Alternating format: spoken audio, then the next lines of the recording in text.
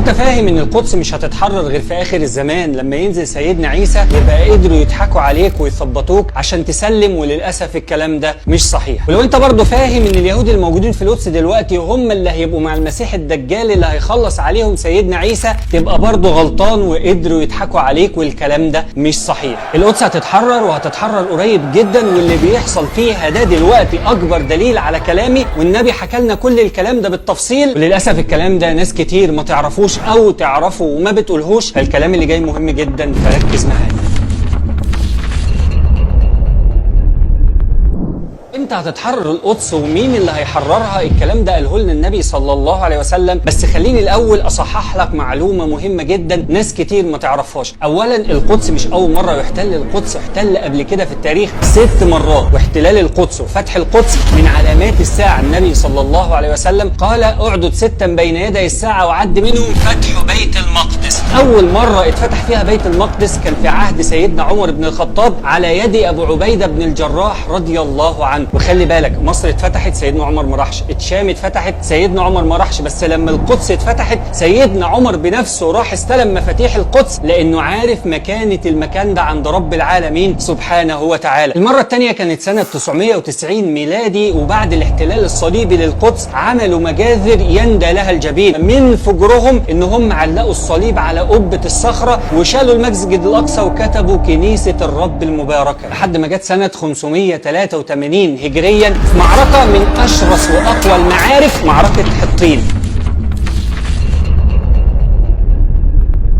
كان الجيش ساعتها بقيادة صلاح الدين، وكان عدد المسلمين 25,000 جندي، وكان عدد الصليبيين أكتر من 63,000 جندي. وتحديدا وعند قرية حطين يقف صلاح الدين بالجيش بتاعه في أقرب مكان للمية ويخلي ظهره للرياح، يعني الريح لما تيجي تخبط في ظهر المسلمين وتطلع قدامهم. فلما وصل جيش الصليبيين هيموتوا من العطش، الجو حر جدا، اكتشفوا ان المسلمين حصروا المية. مش بس وكده، صلاح الدين خلاهم يولعوا في الحشيش اللي في الأرض، طلعت الدخان مع الهواء راحت على الصليبيين عشان يجي لهم حاله من الاختناق، يفضل محاصرهم طول الليل، واول ما يطلع النهار تبدا ملحمه من اكبر الملاحم ومعركه من اقوى المعارك. 25,000 جندي قدام 63,000 جندي، بس ال 25 دول ب 25 مليون ألف جندي، كلهم ايمان وصدق ويقين بنصر رب العالمين، يهجموا على العدو عشان تستمر المعركه لساعات طويله، بس تنتهي بنصر المسلمين على ايد الناصر صلاح الدين. وينتصر صلاح الدين علشان يمشي للقدس ويفتح معاه طبرية وعكا ويافا وعسقلان وغيرهم من المدن، لحد ما يوصل القدس، يحاصر القدس ويفضل مع أهلها 6 أيام حرب مع الصليبيين، لحد ما بقى عندهم يقين إن جند المسلمين مش ممكن ينهزموا أبدا، فيرفعوا الراية البيضاء ويطلبوا الصلح من صلاح الدين ويصالحهم ويستلم منهم المسجد الأقصى. لكن أوروبا ما سكتتش على الكلام ده، بعتت جيش من فرنسا وألمانيا وإنجلترا بقيادة ريتشارد قلب الأسد، ولما وصلوا فتحوا عكا واخدوها فعلا، احتلوها. ولما وصلوا للقدس حاربهم صلاح الدين عشان يرجعهم مرة تانية، قفاهم يأمر عيش لأوروبا ويفضل المسجد الأقصى مع المسلمين. وتمر الأيام ويموت صلاح الدين عشان تيجي المرة الثالثة اللي يحتل فيها المسجد الأقصى في عهد الملك الكامل ابن الملك العادل أخو صلاح الدين، وتحديدا يوم 18 فبراير سنة 1229 الملك الكامل يسلم القدس لفريدك إمبراطور الروم ساعتها، وترجع الأقصى تاني لاحتلال الصليبيين، وتمر الايام ويخش جيش المسلمين ويستلم القدس للمره الثالثه. اما المره الرابعه فكانت في عهد الملك نجم الدين ايوب، وكان من الفاطميين، احتلوا القدس الصليبيين واخذوها للمره الرابعه. المره الخامسه بقى يا سيدي كانت سنه 1657 هجريا 1259 ميلاديه، دخل التتار الشام لحد ما احتل القدس، وجت معركه عين جالوت. معركه عين جالوت كانت بقياده القائد قطز اللي فتح القدس يوم 25 رمضان سنه 658 هجريا، وفضلت القدس مع المسلمين من عصر المماليك لعصر الدولة العثمانية، علشان تيجي الحرب العالمية الثالثة ويدخل الانجليز القدس، وتبقى في معركة اسمها معركة القدس علشان يحتل الصليبيين القدس للمرة السادسة، ويبعتوا من بريطانيا يعلنوا ان القدس هدية للصليبيين والمسيحيين في اعياد الميلاد. سنة 1948 تقدر الجيوش الاسلامية ان هي تخرج وتطرد الانجليز بره المسجد الاقصى علشان يرجعوا لبلادهم هربانين، ويرجع القدس تاني في ايد المسلمين. وتبدأ من سنة 1948 لسنة 1967 هجرة اليهود، يهاجروا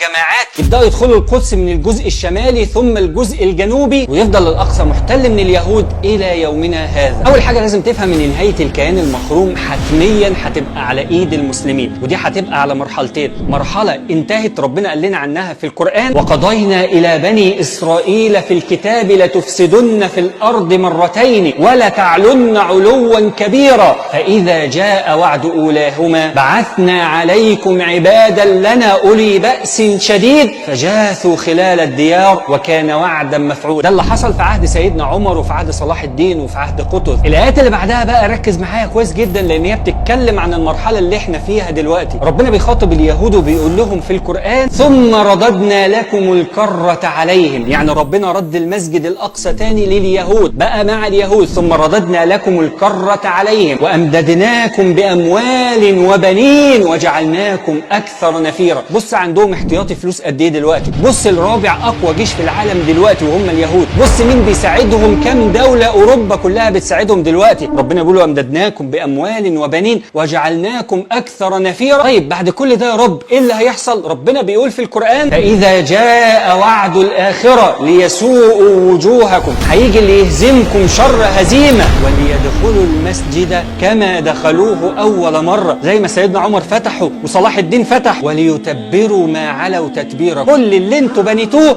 هيهدوه وهيرجع الأقصى تاني زي ما كان، وانتوا هترجعوا تاني مشردين مستضعفين تائهين في الأرض أذلاء. طيب امتى ده بقى هيحصل؟ ربنا قال لنا النصر امتى؟ اقرأ الآية اللي بعدها، ربنا بيقول: عسى ربكم أن يرحمكم من ذل وهوان واستكبار اليهود. امتى يا رب؟ وإن عدتم عدنا، بشرط ان احنا نرجع لربنا زي ما الناس اللي كانت مع سيدنا عمر راجعين لربنا، زي ما الجيش اللي كان مع صلاح الدين راجع لربنا، زي ما الجيش اللي كان مع قطز راجع لربنا. فربنا بيقول: وإن عدتم عدنا. بعد كده يفضل اليهود عايشين مشتتين في الأرض شرذمة مالهمش لا حول ولا قوة، علشان أول ما يظهر المسيح الدجال يجروا عليه على طول يأمنوا بيه. ينزل سيدنا عيسى من السماء وياخد المسلمين ويطلع على باب لد علشان يقابل المسيح الدجال فيخلص عليه. ويجي الوقت اللي النبي قال عليه: يختبئ اليهودي وراء الحجر وراء الشجر فينادي الحجر والشجر: يا مسلم يا عبد الله إن خلفي يهودي تعالى فخلص عليه. نهاية اليهود حتمية هتحصل.